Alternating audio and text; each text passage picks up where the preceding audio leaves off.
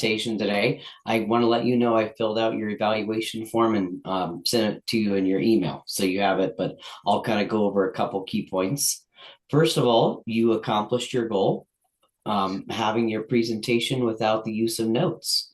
Well done. I know you'd mentioned you kind of didn't have a whole lot of time to prep and you weren't sure whether to use notes or not, but you pushed that lectern aside confidently and proceeded to give us an amazing talk without the use of notes. So you did awesome there.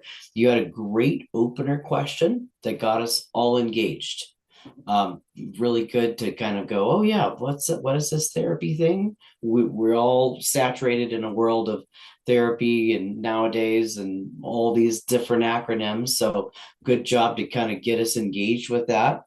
Your eye contact was very comprehensive. I noticed in the room, you were constantly scanning the room. Well done. I felt like you helped get that audience engagement with that.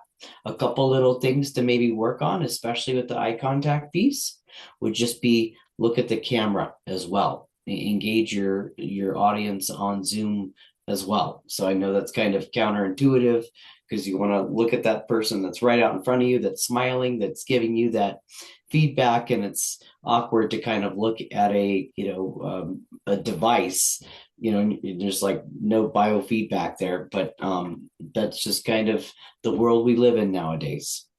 Another thing we want to think about is when you get up to do your presentation, maybe wait 1, 2, 3 seconds, perhaps take a deep breath.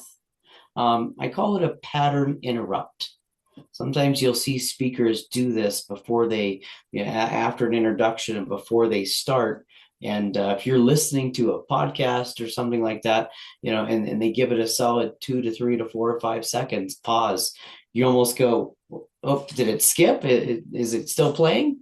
But it helps kind of recenter us, transition us from the introduction to your points, helps kind of reset that stage.